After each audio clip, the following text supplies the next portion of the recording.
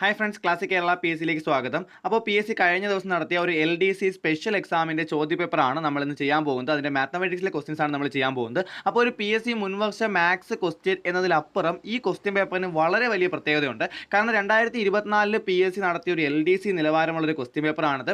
അതുപോലെ തന്നെ P S C സാധാരണ ചോദിക്കുന്ന മാത്സ് ചോദ്യത്തിൽ നിന്ന് വിട്ടു നിന്നുകൊണ്ട് ഒരുപാട് വെറൈറ്റി ചോദ്യങ്ങൾ, അതും SCRT പാഠങ്ങളിലുള്ള വെറൈറ്റി ചോദ്യങ്ങളാണ് ഈ ക്വസ്റ്റ്യൻ പേപ്പർ നമുക്ക് കൂടുതലായിട്ട് കാണാൻ പറ്റുന്നത്. അപ്പോൾ പി എസ് സി മാത്സിൻ്റെ സ്ഥിരമായിട്ട് ചോദിക്കുന്ന മാത്സിലെ ചോദ്യങ്ങൾ മാത്രം പഠിച്ച ഒരാൾക്ക് ഈ ഒരു ക്വസ്റ്റ്യൻ പേപ്പറിൽ വളരെ കുറച്ച് ചോദ്യങ്ങൾ ചെയ്യാൻ പറ്റും. അപ്പോൾ 2024 LDCക്ക് പ്രിപ്പയർ ചെയ്യുന്ന ആൾക്കാർ ഉറപ്പായിട്ടും ഈ ക്വസ്റ്റ്യൻ പേപ്പർ അതിൻ്റെതായ രീതിക്ക് നോക്കുകയും ഒരു ബ്ലൂ പ്രിൻ്റ് ആയിട്ട് നമുക്ക് എടുക്കാൻ പറ്റും. ഏതൊക്കെ സൈഡിൽ നിന്നാണ്, ഏതൊക്കെ ഭാഗത്തു നിന്നാണ് പി എസ് സി മാത്സിൽ ഈ വർഷം ചോദ്യങ്ങൾ ചോദിച്ചിരിക്കുന്നത്, അതിൻ്റെ ഉത്തരങ്ങൾ എങ്ങനെയൊക്കെയാണെന്നാണ് നമ്മൾ ഈ വീഡിയോയിൽ പറയാൻ പോകുന്നത്. അപ്പോൾ ഉറപ്പായിട്ടും ഈ വീഡിയോ മുഴുവനായിട്ടും കാണുക, മാക്സിമം ഫ്രണ്ട്സിന് ഈ വീഡിയോ ഷെയർ ചെയ്യുക. ഓക്കെ, അപ്പോൾ ആദ്യത്തെ ചോദ്യം ഞാൻ ഓരോ SCRT പാഠങ്ങൾ ഉൾപ്പെടെ ചേർത്താണ് പറയാൻ പോകുന്നത്. ഓക്കെ, അപ്പോൾ ആദ്യത്തെ ചോദ്യം എന്ന് പറയുന്നത് 5, 10 എന്നീ സംഖ്യകൾ കൊണ്ട് ഒരേ സമയം ഹരിക്കുമ്പോൾ ശിഷ്ടം 3 കിട്ടുന്ന സംഖ്യകളുടെ സമാന്തര ശ്രേണിയുടെ പൊതു വ്യത്യാസം വരുന്ന സംഖ്യ. ഓക്കെ, അപ്പോൾ സമാന്തര ശ്രേണി എന്ന് പറയുന്നത് 10ാം ക്ലാസ്സിലെ ഒന്നാമത്തെ പാഠമാണ്. അതിനപ്പുറം കുറച്ചുകൂടി കാര്യങ്ങൾ ചേർത്തിട്ടാണ് ഈ ഒരു ചോദ്യം വന്നേക്കുന്നത്. 10ാം ക്ലാസ്സിലെ ടെക്സ്റ്റിലുള്ള ക്വസ്റ്റ്യൻ അല്ല. ഓക്കെ, അപ്പോൾ 5, 10 എന്നീ സംഖ്യകൾ കൊണ്ട് ഒരേ സമയം ഹരിക്കുമ്പോൾ ശിഷ്ടം 3 കിട്ടുന്ന സംഖ്യകളുടെ സമാന്തര ശ്രേണി. ഓക്കെ, അപ്പോൾ നിങ്ങൾ ഈ പൊതു വ്യത്യാസം അറിയാൻ ഒറ്റ കാര്യം ചെയ്താൽ മതി. ഈ സംഖ്യകളുടെ രണ്ടിൻ്റെയും കൂടി ലസാഗു കണ്ടുപിടിക്കുക. അതായത് 5ൻ്റെ ഗുണനപ്പട്ടികയിലും 10ൻ്റെ ഗുണനപ്പട്ടികയിലും കോമൺ ആയിട്ട് വരുന്ന ആളാരാണ്? ആദ്യമായിട്ട് വരുന്നത്. അപ്പോൾ നമുക്കറിയാം 5ൻ്റെ ഗുണനപ്പട്ടിക 1 5 5 2 5 10 ഇങ്ങനെ പോകും. 10ൻ്റെ ഗുണനപ്പട്ടികയാണെങ്കിൽ 1 10 10 2 10 20 ഇങ്ങനെ പോകും. അപ്പോൾ രണ്ടിൻ്റെയും ഗുണനപ്പട്ടികയിൽ വരുന്ന കോമൺ ആയിട്ടുള്ള ആളാരാണ്? 10 ആണ്. സോ ഇവിടുത്തെ ആൻസർ എന്ന് പറയുന്നത് ബി ആണ്. 10 ആണ് ഇവിടുത്തെ ഉത്തരം. അത് സിമ്പിൾ ഒരു ക്വസ്റ്റ്യൻ ആണ്. ഓക്കെ, നെക്സ്റ്റ് 5 മുതൽ 25 വരെയുള്ള ഒറ്റ എണ്ണൽ സംഖ്യകളുടെ തുക. ഇത് നമ്മൾ പാഠഭാഗം വെച്ച് നോക്കുകയാണെങ്കിൽ 10ാം ക്ലാസ്സിലാണ് പഠിക്കുന്നത്. പക്ഷേ അതിന് മുമ്പ് നമ്മൾ പഠിക്കുന്നുണ്ട്. അതുപോലെ തന്നെ നമുക്ക് പി എസ് സി മാത്സിൽ സ്ഥിരമായിട്ട് ചോദിക്കുന്ന ഒരു ടൈപ്പ് ക്വസ്റ്റ്യനുമാണിത്. അതായത് 1 മുതൽ 25 വരെയുള്ള സംഖ്യകൾ, ഒറ്റ സംഖ്യകളുടെ തുക കണ്ടുപിടിക്കാൻ നമുക്കറിയാം. അതിനാദ്യം എത്ര ഒറ്റ സംഖ്യ ഉണ്ടെന്ന് അറിയണം. അത് ഞാൻ മുമ്പൊരു വീഡിയോയിൽ പറഞ്ഞിട്ടുണ്ട്. 25ൻ്റെ കൂടെ 1 കൂട്ടിയിട്ട് 2 കൊണ്ട് ഡിവൈഡ് ചെയ്താൽ എത്ര ഒറ്റ സംഖ്യ ഉണ്ടെന്ന് നമുക്ക് അറിയാൻ പറ്റും. അല്ലെങ്കിൽ നമുക്ക് ചുമ്മാ എണ്ണി നോക്കിയാലും മതി. അപ്പോൾ 25 1 26, 26/2 ചെയ്യുമ്പോൾ നമുക്ക് 13 കിട്ടും. അപ്പോൾ 13 ഒറ്റ സംഖ്യകൾ മൊത്തമുണ്ട്. ആ ഒറ്റ സംഖ്യകളുടെ തുക കണ്ടുപിടിക്കാൻ 1 മുതൽ 25 വരെയുള്ള സംഖ്യകളുടെ തുകയാണ് കണ്ടുപിടിക്കുന്നത്. അപ്പോൾ 13ൻ്റെ സ്ക്വയർ എടുത്താൽ മതി, അതായത് 169. പക്ഷെ നമുക്ക് 169 അല്ല വേണ്ടത്, കാരണം 5 മുതലുള്ളത് മതി. അപ്പോൾ ഞാൻ ആരെയൊക്കെ പുറത്താക്കണം? ആദ്യത്തെ ഒറ്റ സംഖ്യ 1 ആണ്, അടുത്ത ഒറ്റ സംഖ്യ 3 ആണ്, അടുത്ത ഒറ്റ സംഖ്യയാണ് 5. അപ്പോൾ 5 തൊട്ട് അങ്ങോട്ട് പോകുമ്പോൾ ആദ്യത്തെ ഈ 2 പേരെ പുറത്താക്കണം. 1 3 കൂടെ കൂട്ടിയാൽ എത്ര? 4. അപ്പോൾ ഈ 169 ഞാൻ ആരെ കുറയ്ക്കണം? 4 കുറയ്ക്കണം. 169 4 കുറച്ച് കഴിഞ്ഞാൽ 165 ആണ് ഈ ചോദ്യത്തിന് ഉത്തരം എന്ന് പറയുന്നത്. നെക്സ്റ്റ് ക്വസ്റ്റ്യൻ, പൊതുവ്യത്യാസം 6 ആയ സമാന്തര ശ്രേണിയുടെ 7ാം പദം 52 ആയാൽ 16ാം പദം എത്ര? ഞാൻ വീണ്ടും പറഞ്ഞു, 10ാം ക്ലാസ്സിലെ ഒന്നാമത്തെ പാഠം. ഇത് ടെക്സ്റ്റിലുള്ള ക്വസ്റ്റ്യൻ ആണ്, ടെക്സ്റ്റിലുള്ള മോഡൽ ക്വസ്റ്റ്യൻ ആണ്. ഓക്കെ, പൊതുവ്യത്യാസം 6 ആയ സമാന്തര ശ്രേണിയുടെ 7ാം പദം 52 ആയാൽ 16ാം പദം കണ്ടുപിടിക്കാൻ നിങ്ങൾ എന്ത് ചെയ്യുക? 7ാം പദമായ 52ൻ്റെ കൂടെ എത്ര കൂട്ടണമെന്നറിയാവോ? 16 നിങ്ങൾ 7 കുറയ്ക്കുക. 16 7 കുറച്ചാൽ എത്ര? 16 7 കുറച്ചാൽ 9. ആ 9 ഇൻറ്റു നമുക്ക് തന്നേക്കുന്ന പൊതുവ്യത്യാസം 6. ഓക്കെ, അപ്പോൾ 7ാം പദം 52 ആണെന്ന് നമുക്കറിയാം. 52 പ്ലസ് ഇനി എത്ര കൂടണം? ആ 16ാമത്തെ ടേം എത്താൻ, 16ാമത്തെ പദം എത്താൻ 9 കൂടണം അല്ലേ? അപ്പോൾ ആ 9 ഇൻറ്റു പൊതുവ്യത്യാസം ഗുണിക്കുക. 9 ഇൻറ്റു 6 54. 54 പ്ലസ് 52 നിങ്ങൾക്ക് ചെയ്ത് കഴിഞ്ഞാൽ നിങ്ങൾക്ക് എത്ര കിട്ടും? ഉത്തരം 106 കിട്ടും. ഓക്കെ, വീണ്ടും 10ാം ക്ലാസ് ചോദ്യം. നിങ്ങൾ അതാണ് മെയിനായിട്ട് നോക്കേണ്ടത്. ഇത്രയും കാലം 7ാം ക്ലാസ്സിൽ നിന്ന് കൂടുതൽ ചോദ്യങ്ങൾ ചോദിച്ചാൽ UP തലത്തിൽ നിന്ന് കൂടുതൽ ചോദ്യങ്ങൾ ചോദിച്ചുകൊണ്ടിരുന്ന പി എസ് സി ഒറ്റയടിക്ക് 10ാം ക്ലാസ് നിലവാരത്തിൽ ഒരുപാട് ചോദ്യങ്ങൾ ചോദിക്കുകയാണ്. ഓക്കെ, അപ്പോൾ ആ ഒരു കാര്യം നിങ്ങൾ പ്രത്യേകമായിട്ട് ശ്രദ്ധിക്കുക. 10ാം ക്ലാസ്സിലെ ഒന്നാമത്തെ പാഠം സമാന്തര ശ്രേണി എന്ന് പറയുന്ന പാഠം വളരെ നന്നായിട്ട് പഠിക്കുക. ഇതിനു മുമ്പും പി എസ് സി ഒരുപാട് ചോദ്യങ്ങൾ സമാന്തര ശ്രേണിയിൽ ചോദിച്ചിട്ടുണ്ട് കേട്ടോ. ഓക്കെ, നെക്സ്റ്റ് ക്വസ്റ്റ്യൻ, 12 ഭുജങ്ങളുള്ള ഒരു ബഹുഭുജത്തിൻ്റെ ഒരു അകക്കോണിൻ്റെ അളവ് എത്ര? ഇത് 8ാം ക്ലാസ്സിലെ 3ാമത്തെ ചാപ്റ്റർ എന്നുള്ള ചോദ്യമാണ്. 8ാം ക്ലാസ്സിലെ 3ാമത്തെ ചാപ്റ്റർ എന്നുള്ള ചോദ്യമാണ്. പോളിഗൺസ് എന്നാണ് ആ പാഠത്തിൻ്റെ ഇംഗ്ലീഷിലെ പേര്. മലയാളം ബഹുഭുജങ്ങൾ എന്ന് പറയുന്ന പാഠത്തിൽ നിന്നാണ് ഈ ചോദ്യം വന്നിരിക്കുന്നത്. 12 ഭുജങ്ങളുള്ള ഒരു ബഹുഭുജത്തിൻ്റെ അകക്കോണിന് പകരം നിങ്ങൾ ആദ്യം എന്ത് കണ്ടുപിടിക്കുക? പുറം കോണ് കണ്ടുപിടിക്കുക. വേണമെങ്കിൽ അടുത്ത പരീക്ഷയ്ക്ക് അത് വേണമെങ്കിലും ചോദിക്കാം കേട്ടോ. പുറം കോണ് കണ്ടുപിടിക്കാൻ നിങ്ങൾ എന്തോ ചെയ്താൽ മതി എന്നറിയാവോ? എപ്പോഴും 360 എടുക്കുക. ചുമ്മാ 360. പുറം കോണുകളുടെ തുക 360 ആണ്. അത് 8ാം ക്ലാസ്സിൽ പഠിക്കുന്നതാണ്. ഈ 360നെ എത്ര ഭുജങ്ങളുണ്ടോ ആ നമ്പർ കൊണ്ട് ഡിവൈഡ് ചെയ്യുക. 360/12.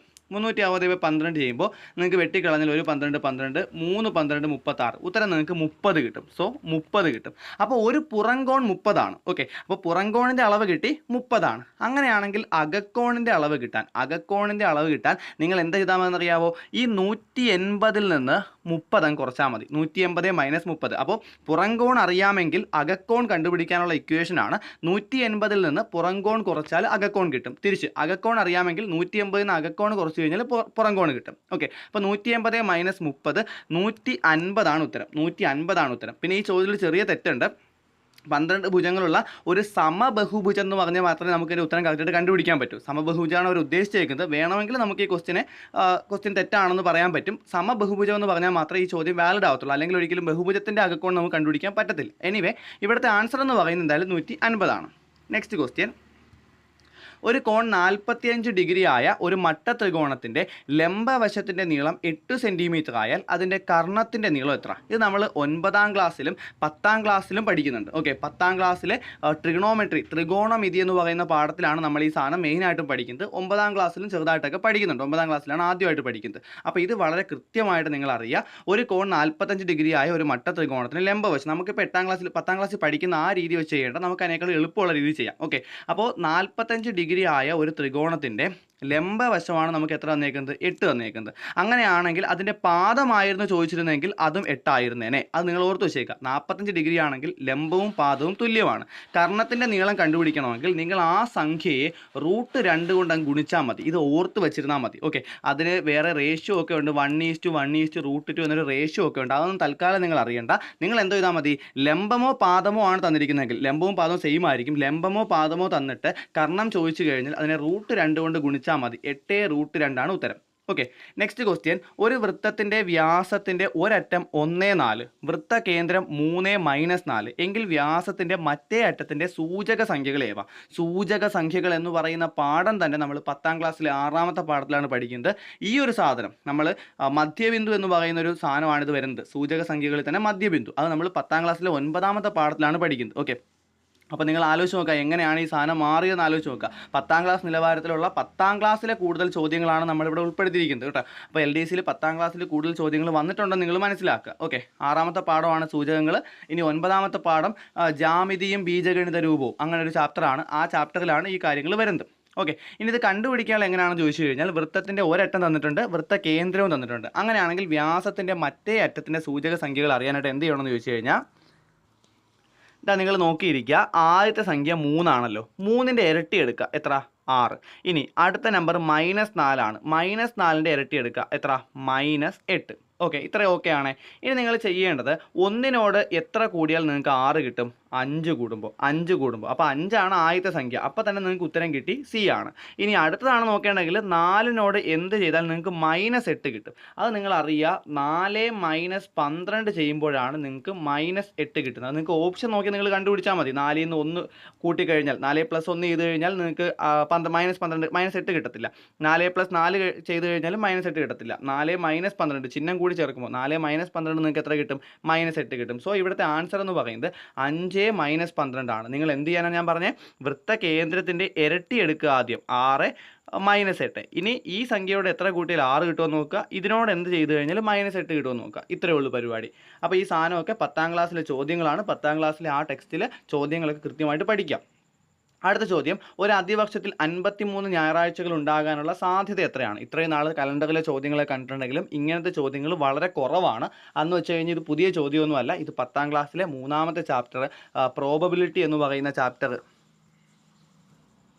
സാധ്യതകൾ, മാത്തമെറ്റിക്സ് ഓഫ് ചാൻസ് എന്നാണ് തോന്നുന്നത് ആ പാഠത്തിൻ്റെ പേര്. ഓക്കെ, അപ്പോൾ എന്തായാലും 10ാം ക്ലാസ്സിലെ 3ാമത്തെ പാഠത്തിൽ നിന്നുള്ള ചോദ്യമാണ്. ഒരു അതിവർഷത്തിൽ, ഇത് ആ ടെക്സ്റ്റിലുള്ള ക്വസ്റ്റ്യൻ ആണ്. ഒരു അതിവർഷത്തിൽ 53 ഞായറാഴ്ചകൾ ഉണ്ടാവാനുള്ള സാധ്യത എത്രയാണെന്ന്. നിങ്ങൾ എന്തായാലും ഇത് കാര്യമായിട്ടൊന്നും ആലോചിക്കാൻ പോകണ്ട. ഈ തന്നിരിക്കുന്ന ചോദ്യത്തിൽ അതിവർഷം ആണെങ്കിൽ ഉത്തരം 2/7 ആയിരിക്കും. അതിവർഷമല്ല സാധാരണ വർഷമാണെങ്കിൽ ഉത്തരം 1/7 ആയിരിക്കും. അത് എങ്ങനെയാണ് കിട്ടുന്നതെന്ന് ചോദിച്ചു കഴിഞ്ഞാൽ നിങ്ങൾ അതിവർഷത്തിൽ നിങ്ങൾക്കറിയാം മൊത്തം 366 ദിവസങ്ങളുണ്ട്. 366നെ 7 കൊണ്ട് നിങ്ങൾ ഭാഗിച്ച് നോക്കുക, 7 കൊണ്ട് ഹരണം ചെയ്ത് നോക്കുക. അപ്പോൾ നിങ്ങൾക്ക് ശിഷ്ടം എത്ര കിട്ടും നോക്കുക. ശിഷ്ടം 2 ആണ് കിട്ടുന്നത്. അതുകൊണ്ടാണ് 2/7 ഉത്തരം വരുന്നത്. ഇനി അതിവർഷം അല്ലാത്ത വർഷമാണെങ്കിൽ 365 ദിവസമാണ്. അതിനെ നിങ്ങൾ 7 കൊണ്ട് ഭാഗിച്ചാൽ ശിഷ്ടം 1 വരും. അതുകൊണ്ടാണ് 1/7 അവിടെ ഉത്തരവായിട്ട് വരുമെന്ന് പറഞ്ഞത്. എന്തായാലും ഈ ചോദ്യത്തിൻ്റെ ഉത്തരം ഓപ്ഷൻ എ ആണ്, 2/7. അടുത്ത ചോദ്യം, ഒരു സംഖ്യയുടെയും അതിൻ്റെ വിൽക്രമത്തിൻ്റെയും തുക 6 ആയാൽ സംഖ്യ ഏത്? ഈ ചോദ്യം മുമ്പ് PS ചോദിച്ചിട്ടുള്ള ഒരു ചോദ്യമാണെങ്കിലും ഇതിൻ്റെ ഉത്തരങ്ങളുടെ ഓപ്ഷനുകളിലാണ് കുറച്ച് പ്രശ്നമുള്ളത്. LDC നിലവാരത്തിൽ ഇങ്ങനത്തെ ഓപ്ഷനുകൾ അധികം ചോദിച്ച് കണ്ടിട്ടില്ല. പക്ഷേ ഈ ചോദ്യവും പുതിയ ചോദ്യമല്ല, 10ാം ക്ലാസ്സിലെ 4ാമത്തെ ചാപ്റ്ററിൽ നിന്നുള്ളൊരു ചോദ്യമാണത്. സെക്കൻഡ് ഡിഗ്രി പോളിനോമിയൽസ് എന്ന് പറഞ്ഞിട്ടൊരു പാഠമാണ്. അപ്പോൾ നിങ്ങൾ ആലോചിച്ച് നോക്കുക, ഈ 10ാം ക്ലാസ്സിലെ ചോദ്യങ്ങളാണ് സ്ഥിരമായിട്ട് ഒരുപാട് ചോദ്യങ്ങൾ 10ാം ക്ലാസ്സിൽ നിന്നാണ് വന്നിരിക്കുന്നത്. ഓക്കെ, അപ്പോൾ 10ാം ക്ലാസ്സിലെ ഈ ഒരു ചോദ്യത്തിൻ്റെ ഉത്തരം എങ്ങനെയാണ് കണ്ടുപിടിക്കാൻ ചോദിച്ചു കഴിഞ്ഞാൽ,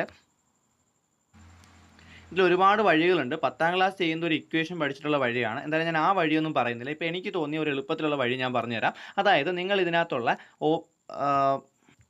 ഇതിനകത്ത് ഒറ്റ നമ്പർ ഉത്തരമാണെങ്കിൽ വേറെ രീതിയാണ്. അത് ഞാൻ അടുത്ത ക്ലാസ്സിൽ കുറച്ചുകൂടി ഡീപ്പായിട്ട് പറഞ്ഞുതരാം. ഇതിൻ്റെ പ്രത്യേക ഒരു വീഡിയോ ആയിട്ട് പറഞ്ഞുതരാം. ഇതുപോലെ 2 ഉത്തരമാണെങ്കിലാണ് നമുക്ക് കൺഫ്യൂഷൻ വരുന്നത്. ഒറ്റ ഉത്തരത്തിൻ്റെ ചോദ്യങ്ങൾ PSC മുമ്പും ചോദിച്ചിട്ടുള്ളതാണ്. അപ്പോൾ 2 ഉത്തരമാണെന്ന് നിങ്ങൾ കണ്ടു, എല്ലാ ഓപ്ഷനിലും 2 ഉത്തരമുണ്ട്. അങ്ങനെയാണെങ്കിൽ നിങ്ങൾ ചെയ്യേണ്ടത് അതിലെ ആദ്യത്തെ സംഖ്യ ഉറപ്പായിട്ടും ഈ 6നെ 2 കൊണ്ട് ഡിവൈഡ് ചെയ്യുന്ന, 2 കൊണ്ട് ഭാഗിക്കുന്ന ഒരു സംഖ്യ ആയിരിക്കും. ഓക്കെ, അപ്പോൾ തന്നെ നിങ്ങൾക്ക് എത്ര കിട്ടി? 3. ആ 3 ഓപ്ഷനിലെ ഉത്തരം എന്ന് കിട്ടി. ഇനി അഥവാ 2 3 ഉണ്ടെന്ന് വിചാരിക്കുക. ഇപ്പോൾ ഞാൻ വേണമെങ്കിൽ അങ്ങനെ വരാമല്ലോ. ഇപ്പോൾ 5 + √2 വരാം, 3 + √2 വരാം, പ്രശ്നമൊന്നുമില്ല. അപ്പോൾ ആദ്യത്തെ സംഖ്യയുടെ പ്രത്യേകത ഞാൻ പറഞ്ഞു. ആ 6 നിന്ന് 2 കൊണ്ട് ഡിവൈഡ് ചെയ്യുമ്പോൾ, ഇപ്പോൾ ഇവിടെ -6 ആയിരുന്നെങ്കിൽ -6/2. ഓക്കെ, അപ്പോൾ 6നെ 2 കൊണ്ട് ഡിവൈഡ് ചെയ്യുമ്പോൾ വരുന്ന സംഖ്യയാണെന്നുള്ള കാര്യം നിങ്ങൾക്ക് ഓക്കെയാണ്.